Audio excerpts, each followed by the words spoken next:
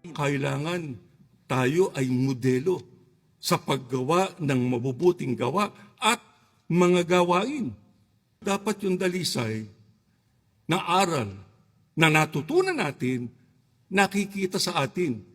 Hindi lang natin sinasabing dapat nilang gawin, kundi mismong sa atin, nakikitang ginagawa natin. Di ba yun ang pinakamagaang na paraan ng pagtuturo? Makikita mismo sa iyo, ikaw ang halimbawa, ikaw ang modelo sa pagsunod sa kalooban ng Diyos. Makita sa atin, seryoso tayo. Kaya yung ating tinuturoang mga anak natin, magiging seryoso rin sa pagsunod doon sa mga aral at utos ng Diyos. Kasi nakita nila, yung magulang ko, yun ang ginagawa. Pagka meron kaming problema, yayayain kami, manalangin tayo, magpanata tayo. Sabihin, talagang naibubuhay nila yung kanilang pagka-iglesia ni Kristo. Kasi nakikita nila doon sa magulang nila.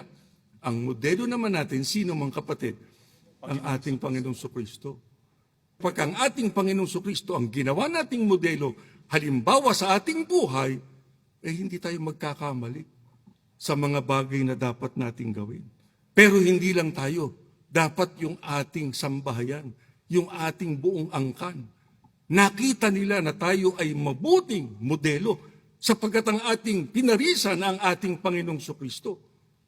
Pagka ganyan, mga kapatid, magiging ganap tayo sa harap ng ating Panginoong Diyos at makikinabang tayo sa kanyang mga pagpapala.